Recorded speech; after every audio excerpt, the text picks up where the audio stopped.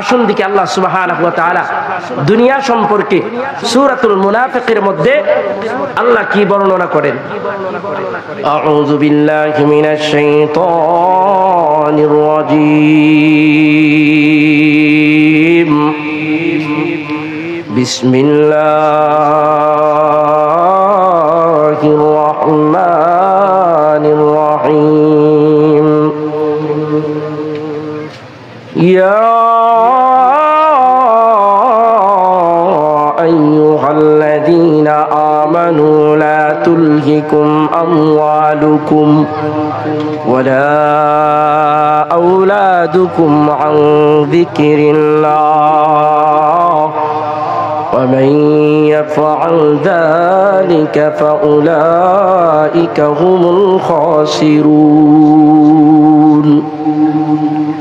মহান রব্বুল আলামিন আজ থেকে 1450 বছর পূর্বে বিশ্বনবী সাল্লাল্লাহু আলাইহি ওয়াসাল্লামের উপর কুরআনুল কারীমের 28 নম্বর পারা সূরাতুল মুনাফিকের আয়াত নাযিল করে জানায়া দিলেন, হাবিব আমার, জানায়া দিলেন বন্ধু আমার, আপনি আপনার উম্মতদেরকে জানায়া দিন, ঈমানদারদেরকে জানায়া দিন, ইয়া আইয়ুহাল্লাযীনা আমানু লা তুলহিকুম আমওয়ালুকুম ওয়ালা আওলাদুকুম আন যিকরিল্লাহ। ঈমানদারদেরকে জানায়া দিন, তাদেরকে যেন তাদের সম্পদ, তাদেরকে যেন তাদের সন্তান, তাদেরকে যেন তাদের সম্পদ, তাদেরকে যেন তাদের সম্পদ, তাদেরকে যেন তাদের সন্তান, তাদের মহাব্বতে ফেলাইয়া তাদেরকে যেন আমি আল্লাহর জিকির থেকে পৃথক না করিয়া দেয়। আল্লাহ বলে, হাবিব আমার, বন্ধু আমার, ঈমানদারদেরকে জানায়া দিন, তারা যদি সম্পদের মোহে পড়ে, তারা যদি সন্তানের মোহে পড়ে, আমি আল্লাহর জিকির থেকে পৃথক হয়, আমি আল্লাহর জিকির থেকে দূরে সরিয়া যাই, আমি আল্লাহর ইবাদত থেকে দূরে সরিয়া যাই, ফাউলাইকা হুমুল খাসিরুন।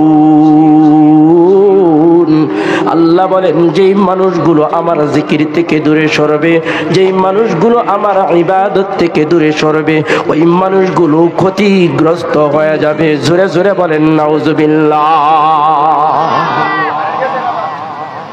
তাহলে আল্লাহ বলেন, হাবিব আমার, যেই মানুষগুলো গো আমি মহান রব্বুল আলামিনের জিকির থেকে দূরে সরে যাবে, ইবাদত থেকে দূরে সরে যাবে, ইবাদত থেকে দূরে সরে যাবে, জিকির থেকে দূরে সরে যাবে, দুনিয়ার মহাব্বতে পড়বে, সন্তানের মহাব্বতে পড়ে আমি আল্লাহকে ভুলে যাবে, ফাউলাইকা হুমুল খাসিরুন। আল্লাহ বলে, ওই মানুষগুলো দুনিয়ার মধ্যে ক্ষতিগ্রস্ত হবে। জোরে জোরে বলেন ঠিক কিনা। কেমন করে ক্ষতিগ্রস্ত হবে তার ছোট্ট একটা উদাহরণ দেই। আল্লাহর নবী সাল্লাল্লাহু আলাইহি ওয়াসাল্লাম যখন নবুয়ত প্রাপ্ত হলেন, আল্লাহ তাআলা জানায়া দিলেন, হাবিব আমার, বন্ধু আমার, আপনি আপনার উম্মতের কাছে যান, আপনি আপনার কওমের কাছে যান, কওমের কাছে যাইয়া আমি আল্লাহর বরত্বের দাওয়াত দেন, আমি আল্লাহর কোরআনের দাওয়াত দেন, আমি আল্লাহর একত্ববাদের দাওয়াত দেন। আল্লাহর নবী সাল্লাল্লাহু আলাইহি ওয়াসাল্লাম যখন মক্কার মানুষের কাছে কোরআনের দাওয়াত দিতে আরম্ভ করলেন, আল্লাহর একত্ববাদের দাওয়াত দিতে আরম্ভ করলেন, আল্লাহর নবীর চাচা আবু লাহাব দুনিয়ার মহাব্বতে পড়িয়া, দুনিয়ার ভালোবাসায় পড়িয়া, সন্তানের মহাব্বতে পড়িয়া, আওলাদের মহাব্বতে পড়িয়া আমার নবীর বিরোধিতা আরম্ভ করেছিল। জোরে জোরে বলেন ঠিক কিনা। মুফাসসিরিনে কেরাম বর্ণনা করেন, সূরাতুল লাহাব যার নামে নাজিল হয়েছে, ওই আবু লাহাবকে মহান রব্বুল আলামিন সন্তানের মহাব্বতে পড়ার কারণে, সম্পদের মহাব্বতে পড়ার কারণে, দুনিয়ার মহাব্বতে পড়ার কারণে, আমি আল্লাহর জিকির থেকে দূরে যাওয়ার কারণে, আমি আল্লাহর প্রতি ঈমান না আনার কারণে, আমি আমার নবীর সুন্নতগুলো না মানার কারণে দুনিয়া থেকে এমন ভাবে তারে বিদায় করছি, সারাটা শরীর পচে দুর্গন্ধ বের হয়ে গিয়েছিল। জোরে জোরে বলেন আল্লাহু আকবার। এই কারণে আল্লাহ বলেন ফাউলাইকা হুমুল খাসিরুন। ও আমার হাবিব, যারা দুনিয়ার মহাব্বতে পড়ে, দুনিয়ার সম্পদের মহাব্বতে পড়ে, দুনিয়ার সন্তানের মহাব্বতে পড়ে আমি আল্লাহকে ভুলে যাবে, আমি আল্লাহর জিকির ভুলে যাবে, আমি আল্লাহর দাসত্ব ভুলে যাবে, আমি আল্লাহর হুকুম নামাজকে ভুলে যাবে, ফাউলাইকা হুমুল খাসিরুন। তাদের দুনিয়ার মধ্যে ক্ষতিগ্রস্ত হবে। দুনিয়াতে তো ক্ষতিগ্রস্ত হবেই হবে, আখিরাতের মধ্যেও ক্ষতিগ্রস্ত হবে। জোরে জোরে বলেন ঠিক কিনা? এই কথা কার? আরো জোরে বলেন কার? 28 নম্বর পারা সূরাতুল মুনাফিকের মধ্যে আল্লাহ বলছেন, তাহলে আজকে দেখেন ক্ষেতের মধ্যে কাজ করতেছি, ওইদিকে মুয়াজ্জিন আজান দেয়, নামাজের ওয়াক্ত পার হয়ে যায়, আমার কাজ শেষ হয় না, এমন মুসলমান আমাদের মাঝে আছে না? না।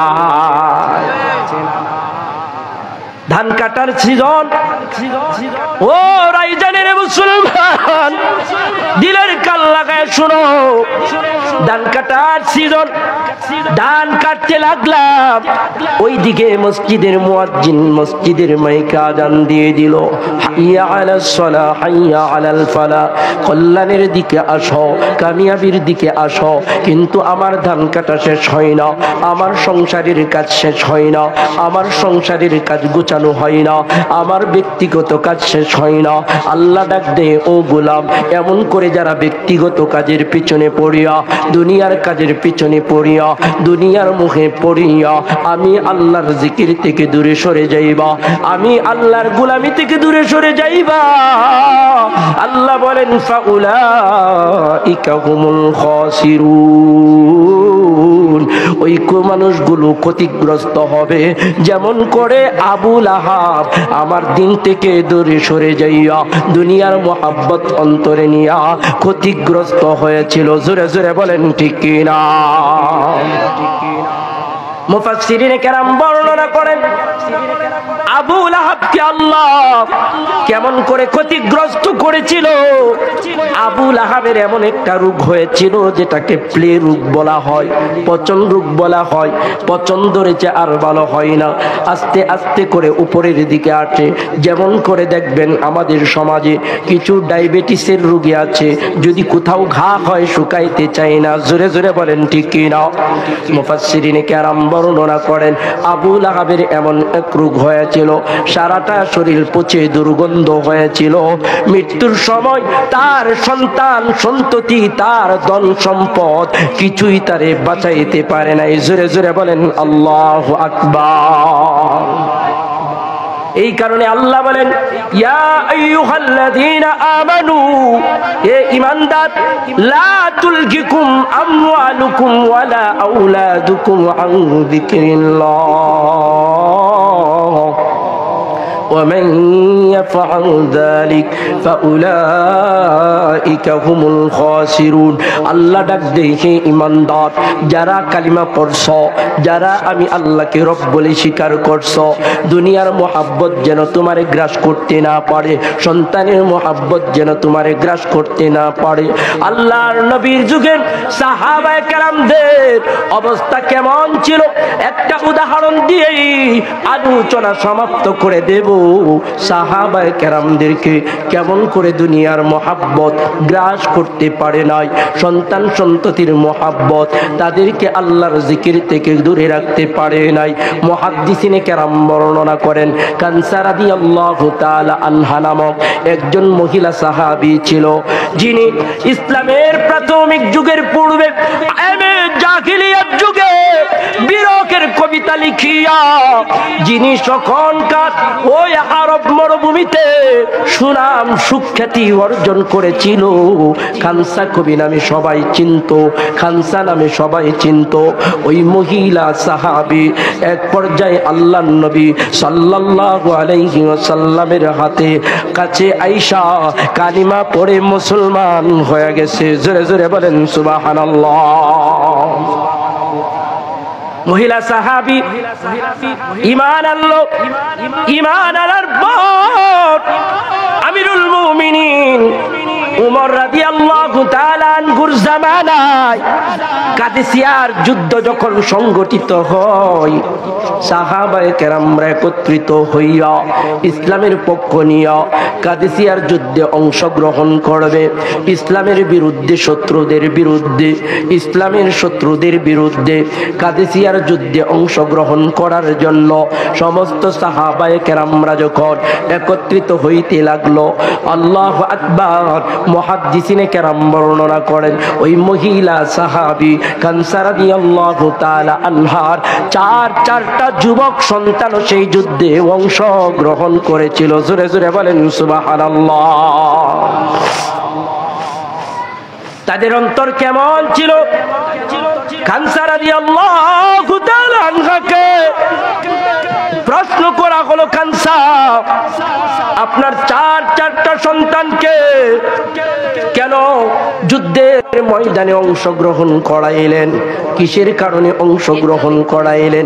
এক দুইজনকে অংশগ্রহণ করাইলেই তো পারতেন, কেননা যুদ্ধের ময়দানে অংশগ্রহণ করলে হয়তো মরতে হবে, না হয় মারতে হবে। জোরে জোরে বলেন ঠিক কিনা?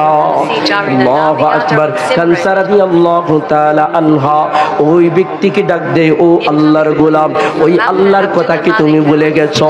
ওই আল্লাহর কথা কি তোমার মনে নাই? আল্লাহ যে কুরআনুল কারীমের মধ্যে বলেন, লা তুলহিকুম আমওয়ালুকুম ওয়ালা আওলাদুকুম আন যিকরিল্লাহ ওয়া মান ইয়াফআল যালিকা ফাউলাইকা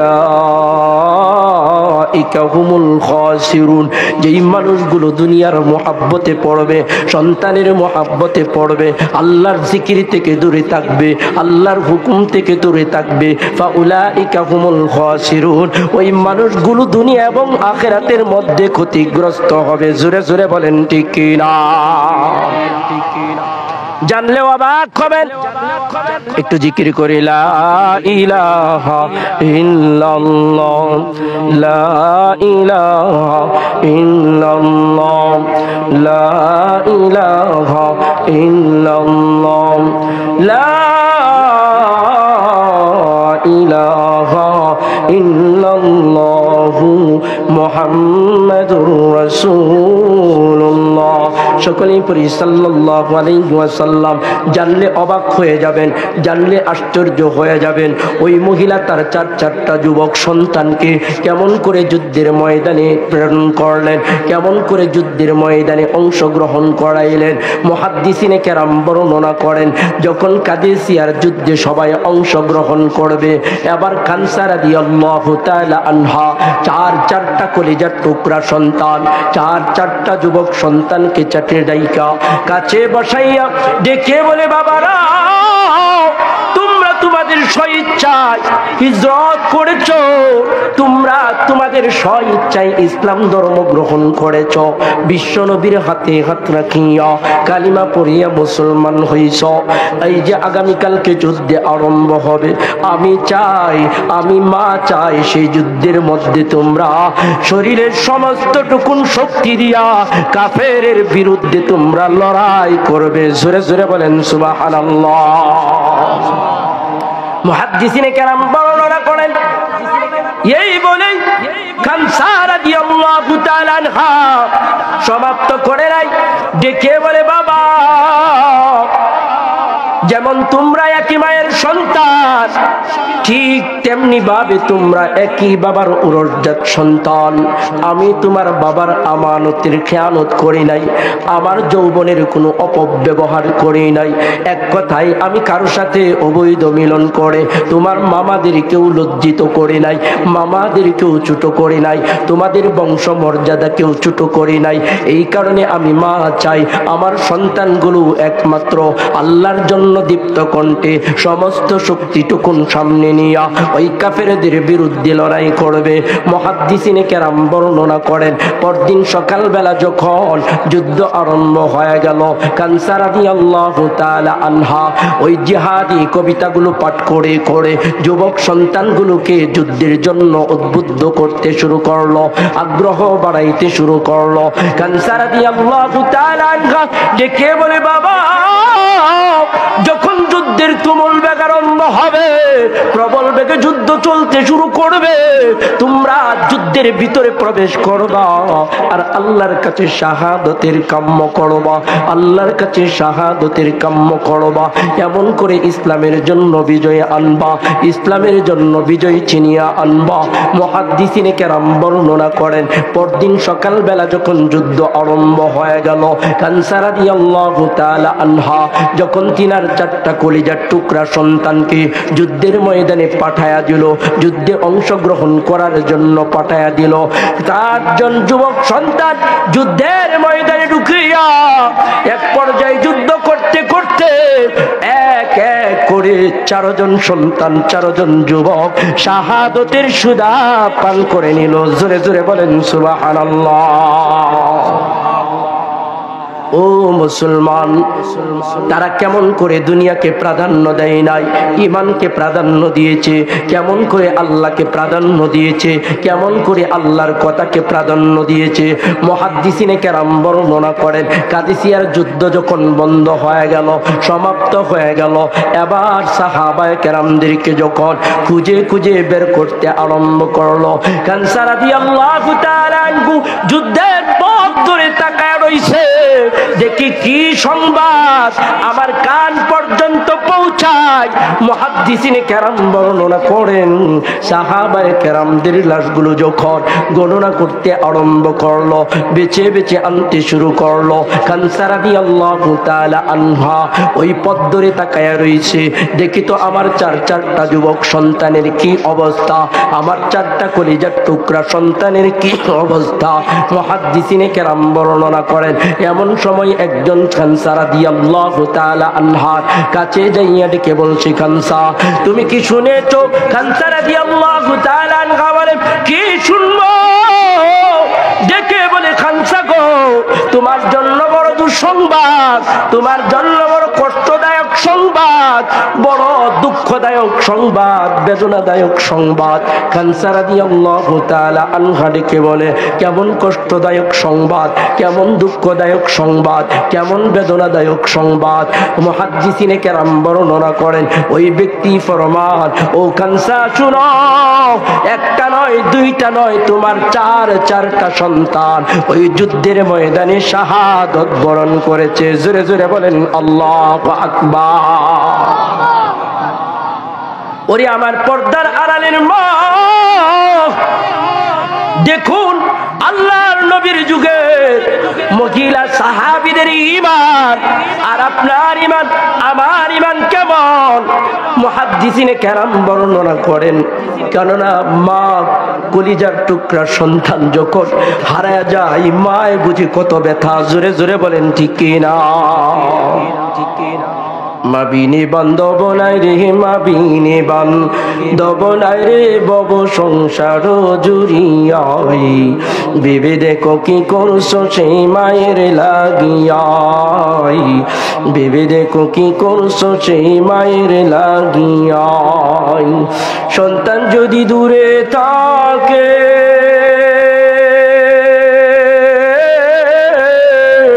মায়ের মনে শান্তি নাই রে।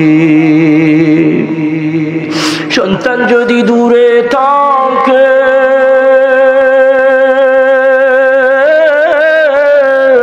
মায়ের মনে শান্তি নাই রে। বাচ্চা দো নসবে ফিরে, বাচ্চা দো নসবে ফিরে, আসবে কখন ফিরিয়াই, ভেবে দেখো কি করছো সেই মায়ের লাগিয়াই, ভেবে দেখো কি করছো সেই মায়ের লাগিয়াই। জোরে জোরে বলেন ঠিক কিনা? মাই বুঝে সন্তানের ব্যথা, মাই বুঝে সন্তানের দুঃখ। কেননা মা 10 মাস 10 দিন গর্ভে ধারণ করে, জোরে জোরে বলেন ঠিক কি না?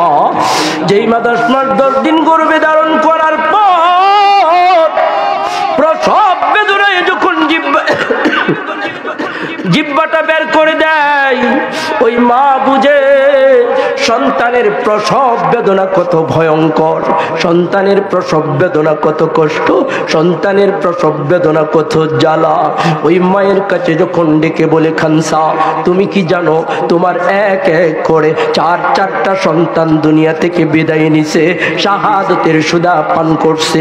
এই কথা শোনার পর খানসা রাদিয়াল্লাহু তাআলা আনহা নীরব হয়ে গেল, নিস্তব্ধ হয়ে গেল। ওই লোকটা মনে মনে ভাবতেছে, খানসা মনে হয় এই সংবাদ শুনিয়া বেহুশ হয়ে গেছে, সেন্স হারায়া ফেলছে। কিন্তু মুহাদ্দিসিনে কেরাম বর্ণনা করেন, খানসা রাদিয়াল্লাহু তাআলা আনহা কিছুক্ষণ চুপ থাকার পর হঠাৎ করে আল্লাহু আকবার বলে চিৎকার মারলো। ওই ব্যক্তি ভয় পেয়ে গেল, আর ডেকে বলে, আল্লাহর গোলাম, ও আল্লাহর কসম, যেই আল্লাহর হাতে আমার জান, যেই আল্লাহর হাতে আমার প্রাণ, ওই আল্লাহরে সাক্ষী রাখিয়া আমি খানসা বলতে চাই, আমি খানসার জন্য দুঃসংবাদ নয়, আমি খানসার জন্য দুঃখদায়ক সংবাদ নয়, বেদনাদায়ক সংবাদ নয়, বরঞ্চ আমার সন্তানগুলো শহীদ হয়েছে, এটা আমার জন্য আনন্দের বিষয়। জোরে জোরে বলেন সুবহানাল্লাহ। এই কারণে আল্লাহ বলেন, ইয়া আইয়ুহাল্লাযীনা আমানু লা তুলহিকুম আমওয়ালুকুম ওয়ালা আওলাদুকুম আন যিকরিল্লাহ। সন্তানের মহব্বত, সম্পদের মহব্বত যেন আল্লাহর হুকুম থেকে তোমাকে দূরে না সরায়, আল্লাহর বিরুদ্ধ আচরণকারী না বানায়। খানসা রাদিয়াল্লাহু তাআলা আনহা সঙ্গে সঙ্গে কাপড়ের আঁচলটা আকাশের দিকে বাড়াইয়া দিয়া ডাক দেয়,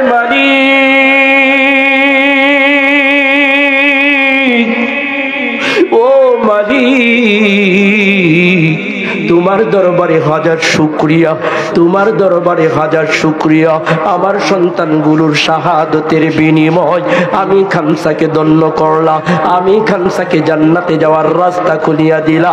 কিয়ামতের ময়দানে আমি তোমার দরবারে আশা রাখি গো, আমার শহীদান সন্তানদের সঙ্গে আমি মা খানসা রাদিয়াল্লাহু তাআলা আনহু সেদিন তোমার সামনে দাঁড়াবো। জোরে জোরে বলেন সুবহানাল্লাহ,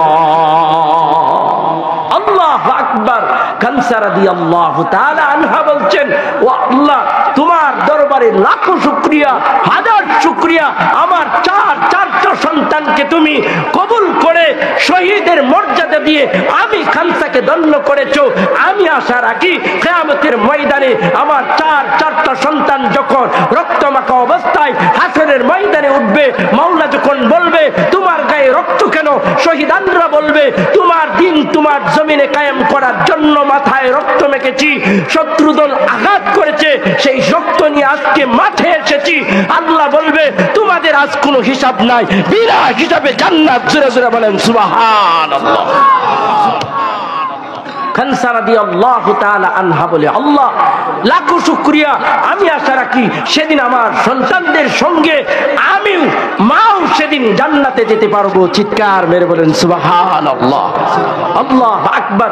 যাই হোক সম্মানিত হাজিরিন, আমি তো এলাকা মাঝে মধ্যেই আমার আলোচনা শোনেন, আরো শুনবেন ইনশাআল্লাহ। যেহেতু আজকে সাতক্ষীরা থেকে অনেক দূর পথ পাড়ি দিয়ে আমাদের মধ্যে প্রধান আকর্ষণ মেহমান, প্রধান বক্তা উপস্থিত আছেন, তিনাকে সময় দেওয়াটাই উচিত। জুড়ে বলেন ঠিক কিনা? এই কারণেই ইনশাআল্লাহ আমি আজকে আর আলোচনা সামনের দিকে নেব না। আজকে আমাদের প্রধান মেহমান, প্রধান আলোচক, প্রধান বক্তা মনোমুগ্ধ করে আলোচনা শোনাবেন। আল্লাহু আকবার। শুধু আমি এতটুকু বলি, আল্লাহ তাকে যেমন জিসিম দিয়েছে, তেমন দিয়েছে কণ্ঠ, তেমন দিয়েছে ইলম। চিৎকার মেরে বলুন আল্লাহু আকবার। ইনশাআল্লাহ আলোচনা শুনলে আপনারা বুঝতে পারবেন। আর তিনি মুসাফির মানুষ, মুসাফির মানুষ যখন হাত বাড়ায় কবুল করেন কে? জোরে বলেন কে? আল্লাহু আকবার। তিন ব্যক্তির দোয়া ডাইরেক্ট কবুল করেন আল্লাহ। জোরে বলেন সুবহানাল্লাহ। তার মধ্যে এক শ্রেণী হলো মুসাফির। এখানে গুনাহ করেন নাই এমন কোন মানুষ আছেন? জোরে বলেন আছেন? বৃদ্ধ বাবাজিদের মধ্যে কেউ আছেন? যুবক ভাইদের মধ্যে কেউ আছেন? তাহলে গুনাহ আছে না নাই? গুনাহ হয় কি হয় না? তাহলে আজকে মুসাফির মানুষের সাথে যদি আমরা হাত তুলি, মাফ করে দিবেন কে? আর এই সুযোগ কি প্রতিদিন পাওয়া যাবে? জোরে বলেন যাবে? এই কারণে আমি সকলকে অনুরোধ করব, হুজুর যতক্ষণ আলোচনা